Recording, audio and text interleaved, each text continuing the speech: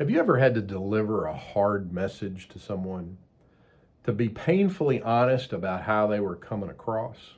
Effective leaders need to be able to do this with confidence, to step into the mess for such a time as this, and to have tough love. Now, I have coached several physically imposing men in my career, those that are really tall and pretty stocky. You knew they could do some damage in more ways than one if they got upset. One particular client, let's call him Bill, was not very self-aware. He was 6'4" and 250 pounds. He could have played middle linebacker for most colleges even at his current age of 40. He also got very animated and excited when he was passionate. On top of that, he had a handlebar mustache, so his appearance and his demeanor were extremely intimidating. Interestingly enough, he was a big teddy bear. He was very kind and generous and encouraging. He just knew his own intentions, had no idea that he was coming across this way.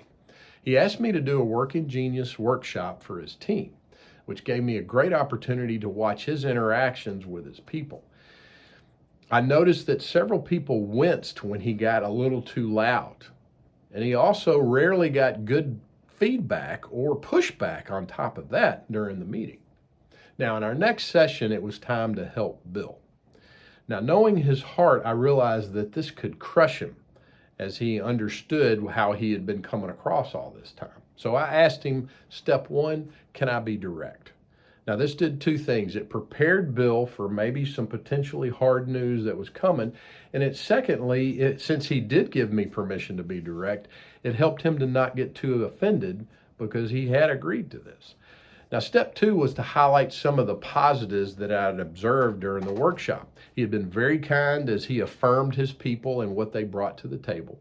And secondly, he had navigated a pretty tense moment between two of his employees and helped it be constructive and healthy. Now, step three was for me to use the phrase, perhaps you didn't know. Now, this gave Bill the benefit of the doubt that he was not doing this intentionally. And in case he was doing this intentionally, it gave him an opportunity to join me and help make some changes. Now, the first thing I addressed were things that he couldn't change, namely his sheer size. So I encouraged him to be seated as much as possible, especially with women and smaller men. Then it was the things he could control that we worked on. His passion was great, but he needed to be able to dial it back and be more curious. Being an open book was something that he prided himself in, but it was working against him and making him less approachable. Now, the easiest thing he could change was that handlebar mustache. It was not a good first impression because it made him look a little bit sinister, which also helped hurt his day-to-day interactions. Now, Bill had never thought about these things before, and at first he was devastated. It hit him hard. But step four was to help him get excited about the changes that he can make and how much better his relationships could be as a result.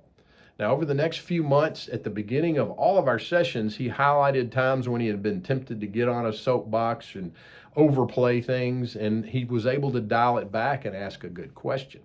He was amazed at how much more color he was getting, and it led to better decision making as well. Lastly, he trimmed off the bars on his handlebar mustache and just had a regular mustache. He got some pretty good ribbing initially, but he knew it was in his best interest if he wanted to be and show who he really was.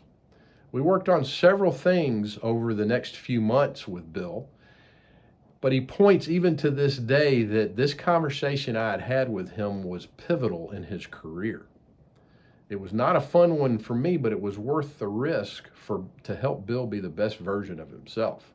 Whether you're a coach, a mentor, or just a friend, how much do you care about the people that you're with to help them be the best version of themselves? Bill had lived over 40 years and no one had cared to fill him in on how he was coming across. Is there anyone in your world that needs some help realizing a hard truth? Now, one last thought for you. You're not ready to confront somebody with the hard truth if you're going to get any enjoyment out of it. Now, that stops me a lot of the times, and it's something you need to consider as well.